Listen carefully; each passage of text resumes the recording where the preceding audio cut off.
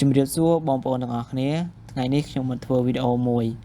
ហើយមុនចូលវីដេអូរបស់យើងខ្ញុំសូមអរគុណដល់បងប្អូនដែលជួយចុច Subscribe និងជួយចុចរូបកណ្ដឹងនិងចុច Like មកលើវីដេអូរបស់ខ្ញុំអូខេឥឡូវនេះគឺខ្ញុំកំពុងតែឈរនៅមាត់ទន្លេនៅពេលដែលខ្ញុំឈរនៅមាត់ទន្លេមើលទឹកសុកហ្នឹងក៏ឃើញអ៊ំម្នាក់គាត់រុញពងមាន់អាំងមកលក់អញ្ចឹងទៅខ្ញុំក៏សម្រេចចិត្តថាទិញពងមាន់អាំងគាត់4គ្រាប់យកមកញ៉ាំហើយញ៉ាំបដាវិភាគទឹកទន្លេបដាទឹកទន្លេគឺពេលខ្ញុំកំពុងតែអង្គុយនេះកំពុងតែមើលទឹកទន្លេហ្នឹងក៏មានអូនម្នាក់ហ្នឹងលេងអើតក្បាលមកហើយសុំពងមាន់អាំងញ៉ាំហើយខ្ញុំក៏ឲ្យពងមាន់អាំងគាត់មកក្របទៅឲ្យយកទៅញ៉ាំចឹងណាហើយនៅពេលហ្នឹងខ្ញុំក៏ញ៉ាំធម្មតាចឹងទៅអត់និយាយតិចទេគឺញ៉ាំធម្មតាចឹងទៅហើយបន្ទាប់មកខ្ញុំក៏អង្គុយមើលទឹកទន្លេអញ្ចឹងទៅលាឡំមួយខ្យល់បក់ខ្យល់អីមកប៉ះខ្លួនយើងទៅត្រជាក់ខ្លាំងមែនតើហើយបើនិយាយទៅទឹកទន្លេឡើងខ្លាំងមែនតើបងប្អូនឆ្នាំហ្នឹងគឺឡើងខ្លាំងគឺខ្វះតែ7ម៉ែត្រទេគឺឡើងលិចកន្លែងសួនហ្នឹងហើយបងប្អូនសួនខាងមុខហ្នឹងកន្លែងខ្ញុំអង្គុយលេងហ្នឹងបងប្អូនឡើងខ្លាំងមែនតើហើយខ្ញុំអង្គុយលេងកន្លែងហ្នឹងគឺfresh មែនតើគឺដូចជាអារម្មណ៍តានតឹងអីគឺបាត់អស់ហើយគឺបាត់អស់លេងហ្មងគឺធ្វើឲ្យអារម្មណ៍យើងហ្នឹងកាត់បន្ថយអាភាពតានតឹងហ្នឹង 50% បាត់ទៅហើយធ្វើឲ្យខ្ញុំសប្បាយចិត្តមែនតើហើយខ្ញុំអង្គុយញ៉ាំថតតែពាក់កណ្ដាលមុខទេដែលថាតែអៀនអត់ហ៊ានថតពេញមុខទេហើយបន្ទាប់ពីខ្ញុំញ៉ាំពងមាន់អាំងរួចរាល់អស់ហើយហ្នឹងខ្ញុំក៏ចាប់ផ្ដើមមកផ្ទះវិញហើយមកផ្ទះវិញខ្ញុំក៏ចាប់ផ្ដើមផ្លាស់អាវផ្លាស់អីចឹងទៅខ្ញុំក៏ទៅចេញទៅក្រៅទៀតដើម្បីរកញ៉ាំបាយចឹងបងប្អូនហើយឥឡូវនេះគឺខ្ញុំមកដល់កន្លែងហាងលក់បាយរបស់គេចឹងទៅខ្ញុំក៏កំងបាយថេងដែងឃើញថាបាយថេងដែងគេរៀងតំណងចឹងទៅក៏កំងមកគឺបាយថេងដែងរបស់គេនោះគឺឆ្ងាញ់មែនបងប្អូនជាមួយនឹងទឹកជ្រលក់ស្វាយដែលយើងញ៉ាំហ្នឹងញ៉ាំចូលគ្នាទៅ blend មែនតើ blend ចូលគ្នាចឹងឆ្ងាញ់មែនតើហើយឥឡូវហ្នឹងយើងក៏កំពុងតែអង្គុយញ៉ាំចឹងទៅហើយថតតែពាក់កណ្ដាលមុខចឹងទៅ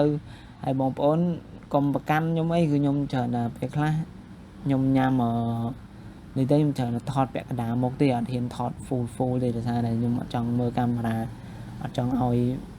ថតពេញមុខចឹងណាវាសាំពេកវាសាំដដែលពេកឃើញគេថតពេញមុខច្រើនចឹងវាសាំណាចឹងខ្ញុំធ្វើឲ្យប្លែកជាងគេចឹងទៅខ្ញុំថតពាក់កណ្ដាលមុខចឹងទៅវាប្លែកចឹងបងប្អូនហើយប្រហែលថ្ងៃហ្នឹងគឺអត់តែនៅញ៉ាំបាយផ្ទះទេគឺទៅក្រៅរហូតហ្មងហើយបើគីឡូវិញគឺឡើងស៊ឺតហ្មងបងប្អូនឡើង2ថ្ងៃអញ្ចឹងទៅឡើងបាន7 1គីឡូអញ្ចឹងបងប្អូនហើយញ៉ាំហាត់ប្រាណដែរប៉ុន្តែនៅតែឡើងគីឡូអត់ដឹងមិនហើយនៅពេលដែលយើងញ៉ាំហើយហ្នឹងយើងយានជំនិះរបស់យើងមានជីអីយើងអាដូតហើរហូតហ្នឹងដើររហូតហ្នឹងបងប្អូនគ្មានបានយកម៉ូតូយកអីទេគឺកន្លែងហាងនៅចិត្តផ្ទះអញ្ចឹងទៅយើងក៏ដើរទៅញ៉ាំអញ្ចឹងទៅដើរអញ្ចឹងហើយគីឡូនៅតែឡើងទៀតណាញ៉ាំហើយមកផ្ទះហើយញ៉ាំអត់ច្រើនទេមួយចានទូចញ៉ែមទេហើយបាយដែលញ៉ាំថែមទេញ៉ាំតែបន្តិចហ្នឹងក៏ឡើងគីឡូដែរអត់ដឹងមិនថ្ងៃនេះពិបាកចិត្តនឹងឡើងគីឡូហ្មងហើយមិនសូវខ្វល់ហ្មងទេឡើងក៏ឡើងទៅពិបាកចិត្តក៏ពិបាកចិត្តវានៅតែឡើងនឹងធ្វើមិនទេហើយឥឡូវនេះគាត់ថាថតមកស្បក់ហ្នឹងមានគេដើរមកសួរថាហើយមិនថតតែពាក់កណ្ដាលមុខថតតែមាត់អញ្ចឹងអត់ថតឲ្យពេញហ្មងទៅហើយពេលហ្នឹងខ្ញុំក៏សើចនៅពេលខ្ញុំសើចខ្ញុំថាចង់ថតពេញដែរប៉ុន្តែ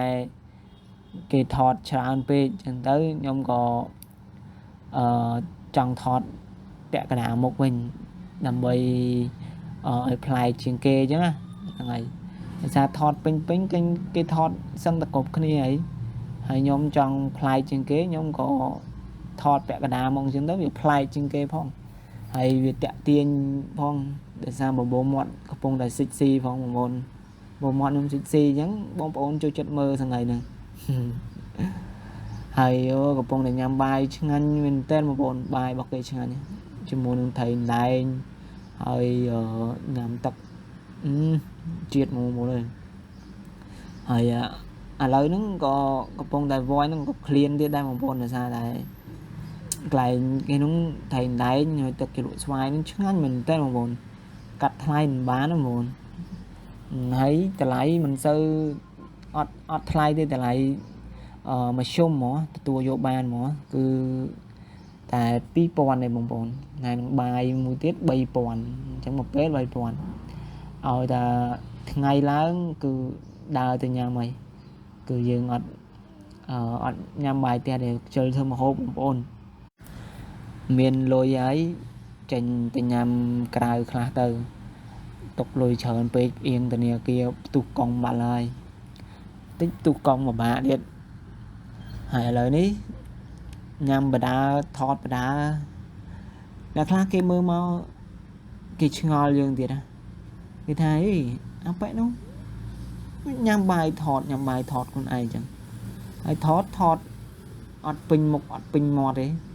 ថតទៅពាក់កណ្ដាលមុខចម្លែកអាប៉ែហ្នឹងនៅពេលដែលខ្ញុំឮគាត់និយាយចឹងខ្ញុំក៏មានអារម្មណ៍ថារៀងប្លែកដែរហើយខ្ញុំក៏បានសើចបន្តិចទៅដោយសារខ្ញុំពេលហ្នឹងខ្ញុំមានអារម្មណ៍ថាអៀនដែរហ្នឹងដោយសារតែយើងញ៉ាំបាយយើងថតពាក់កណ្ដាលមុខហើយគេមកគៀកយើងហើយគេមើលនឹងកាមេរ៉ាយើងមានអារម្មណ៍ថាអៀនហើយយើងក៏ខំប្រឹងញ៉ាំលឿនមែនតើញ៉ាំឲ្យឆាប់ហើយដើម្បីកុំឲ្យគេមើលយើងប៉ុន្តែយើងថតហ្នឹងយើងកំណត់នាទីទៀតយើងយកនាទីធំ8នាទីអញ្ចឹងណាអញ្ចឹងទៅបើយើងញ៉ាំលឿនពេកនាទីរបស់យើងដែលចង់បានគឺវាអត់គ្រប់អញ្ចឹងយើងចង់បាន8នាទីអញ្ចឹងទៅយើងក៏ទ្រាំញ៉ាំរហូតដល់គ្រប់នាទីបានយើងបិទប៉ុន្តែបងប្អូនអើយនាទីបើយើងលក្ខណៈថារងចាំណា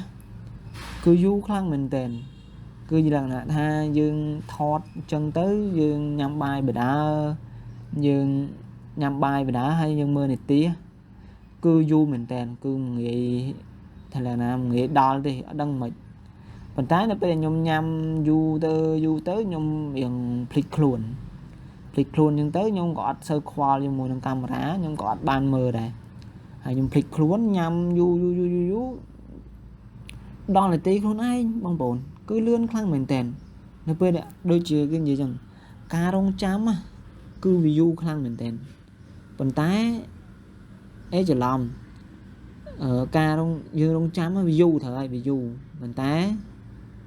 បើយើងអត់រងចាំវិញយើងភ្លេចខ្លួនណាគឺមកផ្លែតដល់ដូចមួយថ្ងៃអីចឹងទៅមួយថ្ងៃខ្ញុំទៅធ្វើការ8ម៉ោងធ្វើមកផ្លែតដល់ម៉ោងម៉ាត់មកផ្លែតម៉ោង 2:10 ទៅញ៉ាំបាយមកផ្លែតម៉ោង 5 ចេញមកផ្ទះបាត់អូលឿនមែនតើបងប្អូនហើយពេលយើងញ៉ាំឲ្យយូរចឹងទៅយើងក៏អត់មានត្រូវ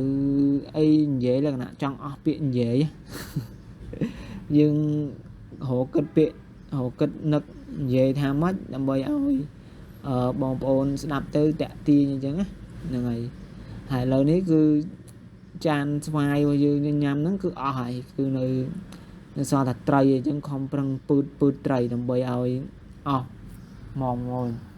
ហើយយើងពឺតញ៉ាំត្រីឲ្យអស់មកទៅហើយស្វាយរបស់យើងគឺញ៉ាំអស់ហើយបាយក៏អស់ដែរនៅតែត្រីទេអូខេហើយវីដេអូរបស់យើងហ្នឹងក៏ចិត្តដល់ទីបញ្ចប់ដែរដោយសារតែខ្ញុំញ៉ាំហើយខ្ញុំគឺបញ្ចប់វីដេអូហើយខ្ញុំសូមអរគុណបងប្អូនដែរដែលបានជួយចុច Subscribe មកលើវីដេអូរបស់ខ្ញុំហើយជួយចុចរូបកណ្ដឹងហើយនឹងជួយចុច like មកលើវីដេអូរបស់ខ្ញុំគឺខ្ញុំមានអ្វីច្រើនទេគឺមានពាក្យថាអរគុណទេបងប្អូនទាំងអស់គ្នាហ្នឹងហើយ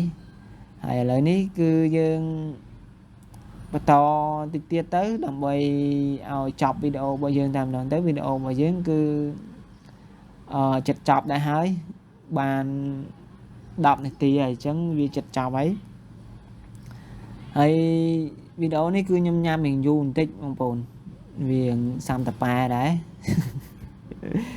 រៀងយូរបន្តិចតែមិនអីទេធ្វើម៉េចបើយើងបានចង់បានវាច្រើននាទីអញ្ចឹងយើងក៏ធ្វើបែបហ្នឹងទៅហើយឥឡូវនេះក៏យើងគិតថាចិត្តចប់វីដេអូដែរហើយឥឡូវនេះគឺខ្ញុំ